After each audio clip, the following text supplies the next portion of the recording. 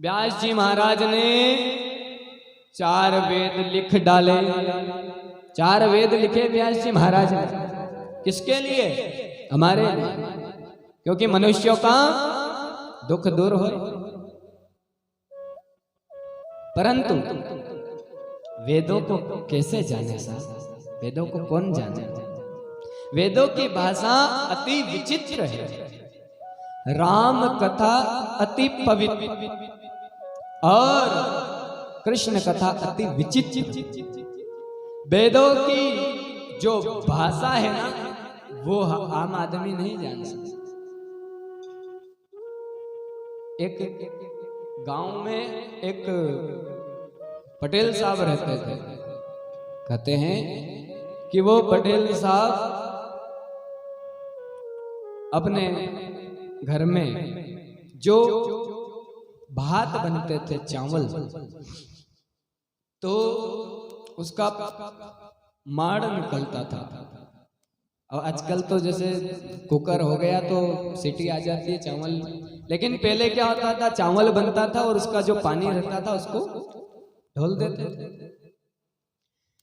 तो उन ठाकुर जी को, उन पटेल साहब को वो माड़ पीने की आदत पड़ गई। चावल का जो पानी रहता वो गरम गरम फूंक दे करके पीते थे। अब उनको तो आदत पड़ गई। एक दिन गांव के लोग आए, मीटिंग करने लगे। मीटिंग में बैठे हैं और इधर उन पटेल साहब के पत्नी ने चावल बनाए, एक कटोरा में, कठोता में निकाला वो माड़ पानी और रख दिया और अपने पुत्र को कहा कि जाओ पिताजी को कह दो कि वो माड़ पी ले, नहीं तो ठंडा हो जाएगा। उसका बेटा गया तो देखा कि पापा तो, पिताजी तो मीटिंग में, पंचायत में बैठे थे। तो कहते हैं कि पुत्र ने सोचा कि अगर मैं बोल दूंगा कि माड़ पी लो तो लोग सब हंसेंगे कि देखो इतना बड़ा ठाकुर होके, इतना बड़ा सेठ होकर के और चावल का माड़ पीता है, पानी पीता है, बेइज्जती हो जाएगी। और नहीं कहूंगा तो उधर माता मारेगी। संकोच में पड़ गया पुत्र, क्या करता। तो पुत्र भी बुद्धिमानी था। कहते हैं कि उसने ऐसी विचित्र बात कही कि पिताजी, धानुपुर से माड़ू जी आए हैं, कठोटा घाट पर बैठे हैं और जल्दी जाकर मिल लो वरना शीतलपुर को वो निकल जाएंगे।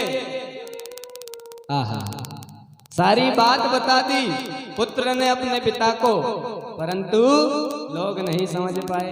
लोग ने अपना अपना अर्थ निकाला कि माड़ूपुर जैसा कोई गांव होगा, कोई शहर होगा, कोई नगर होगा, जैसा अपना पानपुर है वैसा माड़ूपुर होगा। भैया कोई माड़ूपुर के गांव से कोई, कहते हैं कि धानुपुर के गांव से कोई माड़ू जी आए हैं। माड़ू जी किसी व्यक्ति का नाम होगा विशेष। तो धानुपुर से माड़ू जी आए हैं और कठोता घाट पर बैठे, किसी कठोता नाम का घाट होगा, वहां बैठे होंगे और शीघ्र जाकर मिल लो वरना शीतलपुर को, कोई शीतलपुर भी होगा। ये अर्थ निकाल लिया।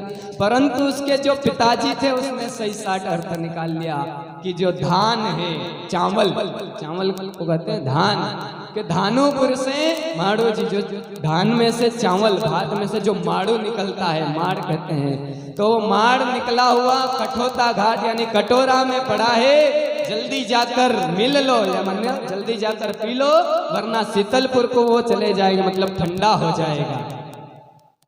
तो कहते हैं कि ये वेदों की भाषा भी हर कोई नहीं जान सकता। वेद कहते क्या है और लोग समझते क्या है। वेद में बहुत विचित्र बात है। इसलिए व्यास जी महाराज ने वेद पढ़ने का अधिकार सबको नहीं दिया।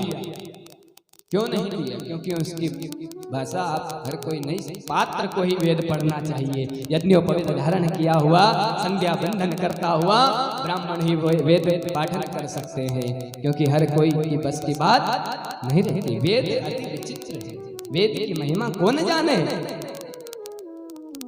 सरस्वती कांपती है, अगर कोई सरस्वती माता स्वयं कांपती है, अर्थ का अनर्थ करते हो तो भैया सरस्वती कांपती कैसे?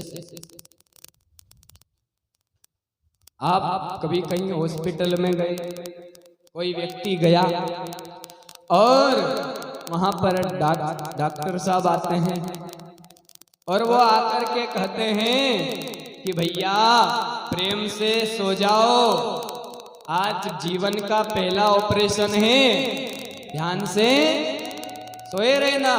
तो आपके मन में क्या बीतेगी? इस महामूर्खानंद को हम ही पहले मिले ऑपरेशन करने के लिए है? बिना अनुभवी व्यक्ति अगर आता है तो डर लगता है। इसलिए सरस्वती माता भी कांपती है कि ये अर्थ का अनर्थ ना करता। आजकल बहुत वो चल रहा है चौपाई भी रामायण जी की। अज्ञानी जो लोग होते हैं ना, बड़े कुतर्की होते हैं, कहते हैं ढोल गंवार शूद्र पशु नारी सकल ताड़ना के अधिकारी। बड़ी टिप्पणियां होती है साहब व्हाट्सएप पे, फेसबुक पे इस चौपाई को लेकर के कि तुलसी बाबा ने ऐसा कह दिया। कहते हैं कि तुलसी बाबा ने जो कहा, ये जो बिना अनुभवी व्यक्ति हैं वही ऐसी बातें करते हैं। ढोल गंवार शूद्र पशु, कितना सुंदर जवाब समुद्र ने दिया है। राम जी खड़े थे, हाथ जोड़ करके समुद्र रास्ता दे दो दे दो, नहीं दिया। जब राम जी ने धनुष उठाया, बाण उठाया, तो समुद्र स्वयं प्रकट हो गया, प्रभु जी क्षमा करो। तो कहते हैं ढोल गंवार शूद्र पशु नारी सकल ताड़ना के अधिकारी। ताड़न का अर्थ क्या होता है? यही तो बात है, समझते नहीं हैं तो अनर्थ कर देते हैं। ताड़ना का अर्थ होता है दृष्टि। अच्छा, गांव में कहते हैं तो कि वो कितना ताड़ रहा है, कहते हैं कि नहीं? वो इसको ताड़ रहा है, कहते हैं कि वो उसको ताड़ रहा है। ताड़ना मतलब दृष्टि, देख रहा है। तुलसी बाबा ने लिखा है कि ढोल है जो, उसको अगर नहीं देखोगे तो वो बेसुरा बजेगा, वो ताल में नहीं बजने वाला, उसको देखना पड़ेगा, ताल देखनी पड़ेगी। गंवार जो है वो क्या समझेगा?